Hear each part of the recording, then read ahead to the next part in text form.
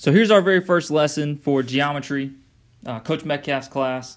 So today all we're going to be looking at is some of the basics of geometry. So we're going to hit on some of these main ideas and questions to just kind of get an idea of what these things are in geometry and how we call things. So the main things are going to be points, lines, and planes for today.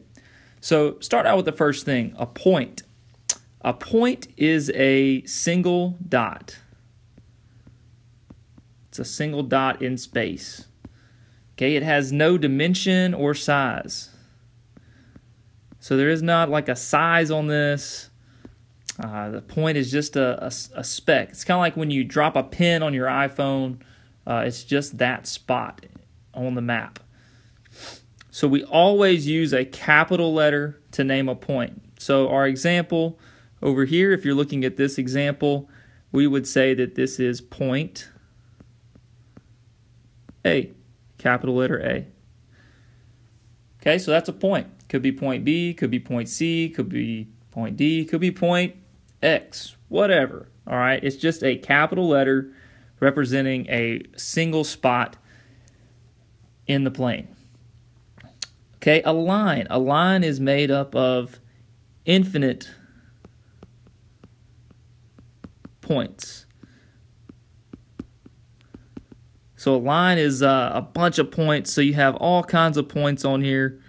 Could be to infinity. There is not a single set number of points that you have. These points could keep going forever and ever and ever in both directions. Okay, so since there are so many points on a line, you only need 2 points to make a line. So any 2 points can form a line. So any of these points on this line. So this could be point Z. You could have W over here. You could have anything in between. Let's say A is in between. So pick any of those 2 points, and that's what's going to make up that straight line. Okay, a line has no beginning or end. It goes on forever and ever and ever. And so we name this line by any 2 points on the line or by a lowercase script letter. So for our example over here, let me erase all this garbage that I wrote. All right, and so for this example, we would say this is line XY. Okay, or we could call this line N, since the script letter N is going with that line as well. Okay, last thing about lines and points that go together, you have something called collinear points, which is just points that lie on the same line. And then you have non-collinear points, which are points that do not lie on the same line. So here, X and Y are collinear. However, if I had another point, say Z, all right, that one would be non-collinear because it's not on the same line as X and Y. Sound good so far?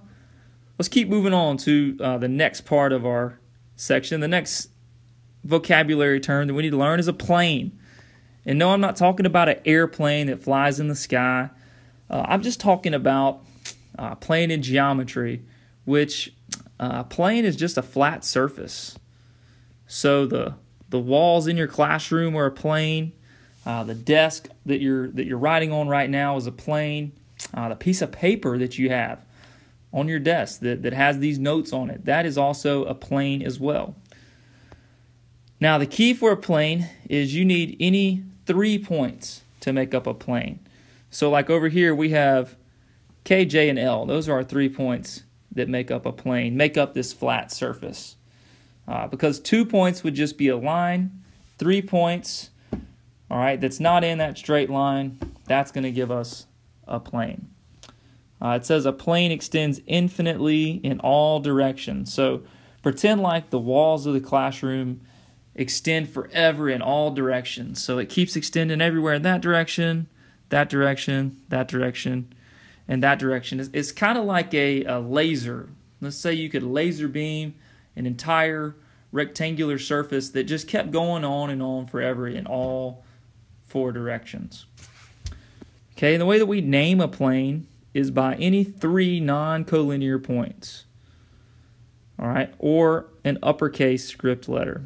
So for this one, we would name this as plane, all right, KJL. Okay, you could also name it as like JLK, okay, or JKL, whatever. Any of these combinations of the letters would suffice. They would work. Okay, so you can name it by 3 points, or you can just name it as plain P, since we have P is down here in the lower corner of that. All right, and just like collinear points and non-collinear points, we have coplanar points and non-coplanar points. So obviously coplanar are points that are on the same plane. Non-coplanar, they do not lie on the same plane. Okay. Last thing, intersecting lines and planes. 2 lines intersect at a point, and 2 planes intersect. You can see right here, they intersect at a line. Okay, so let's go and let's do some of these practice deals that are on the next page that helps us with points, lines, planes, and their intersections between them. Okay, so let's move on. I'm going to go in a different color right here. I'm going to go in green for these. So number 1 says, use the diagram at the right to name the following. All right, so 4 collinear points.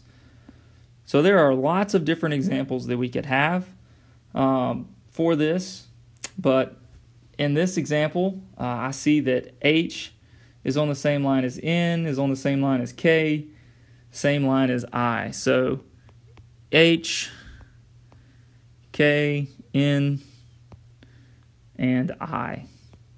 Okay, you don't have to have them in that order. All right, just have those 4 points. They are all on the same line. Okay, what is a line that contains point M? So where is point M? Here it is. So what is a line that contains point M? Well, here are some options. We can call this line M N. You could call it line MO. You could call it line P. All right, any of those would work.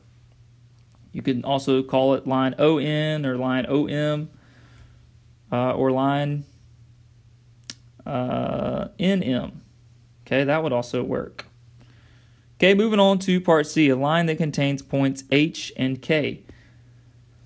Well, here's H and here's K. So what is a line that contains those? All right, and obviously we see that H and K are on line R. Or you could name it by 2 of the points that are on that same line, like N and K maybe, or N and I, or K and I, or anything like that. Another name for line Q. So here is line Q. What is another name for that? Well, we could have line JK. We could have line KL. We could also have line JL.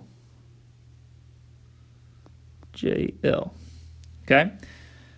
Lastly, the intersection of lines, what does it say? Lines P and lines R. So here's line P, here's line R. Where do those intersect? And I think that it's fairly obvious those intersect at point N. Okay. And so we've got the first section done. Now let's move on to number 2. So it says a line containing point F. So here's point F. Here's the line that it's on. So we could name that as line DE. Or we could say, what, line J? Either of those would work. Another name for line K. So we see line K down here is that line. And so we could say that's line BE. Could also call it CE, BC, whatever. A plane containing point A. So here's point A. We might call this plane M. Okay, or we could call it plane. We need any three non-collinear points, so we could call it ADE. Okay? An example of three non-collinear points. All right, so let's just find 3 points that are not collinear to each other. So D, E, and A would work. Okay, and then lastly, the intersection of plane M and line K. And we remember from the last section, two planes intersect at a line. So the intersection of plane M and line K, all right, two planes intersect at a line, but two lines intersect at a point. And so plane M, where the plane intersects this line, is actually going to be right here at point E. All right, so this would intersect at point E. Okay, so go ahead and let's work on the other practice problems that go with this, and we can do an awesome job on these points, lines, planes, and their intersections.